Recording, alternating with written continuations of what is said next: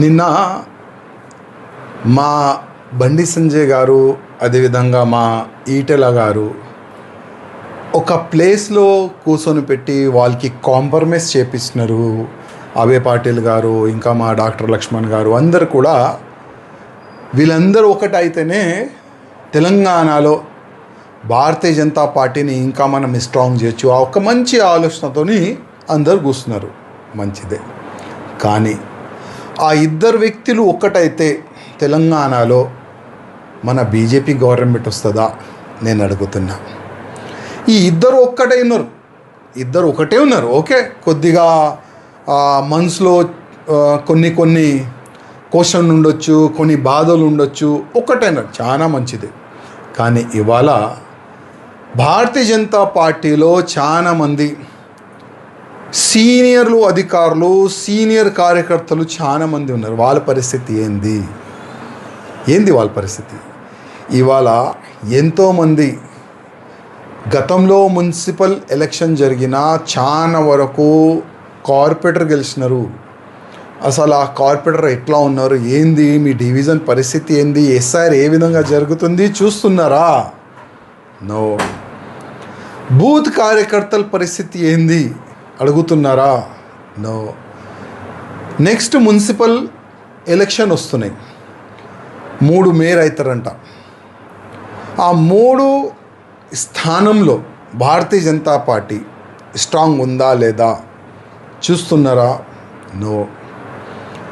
మీడియాలో కానీ, మీటింగ్లో కానీ, పేపర్లో కానీ మేము చాలా స్ట్రాంగ్ ఉన్నాం, 3 మేయర్ సీట్ గెలుస్తాం అని స్టేట్మెంట్లు అయితే బాగా వస్తున్నాయి.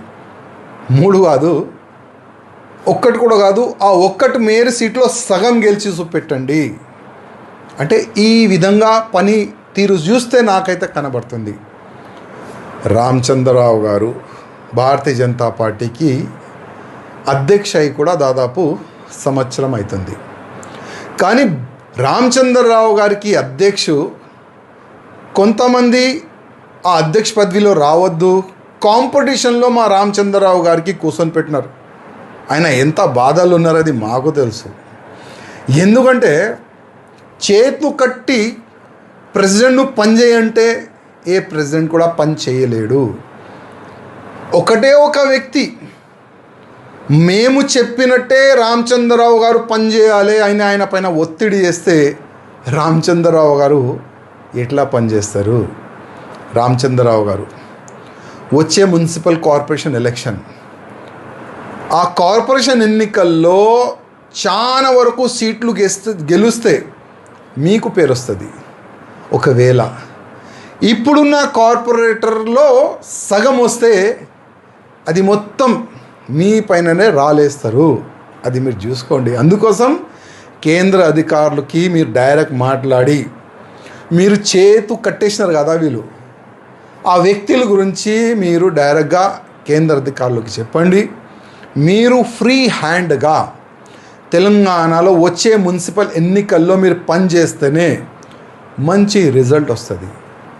నా ఒక రిక్వెస్ట్ మా రామచంద్రరావు గారికి, అదేవిధంగా మా కేంద్ర అధికారులు కానీ, భారతీయ జనతా పార్టీలో పెద్ద నాయకులు కానీ, వాళ్ళు కూడా ఒక రిక్వెస్ట్, ఒక వ్యక్తి గురించి ఆలోచన చేయకండి.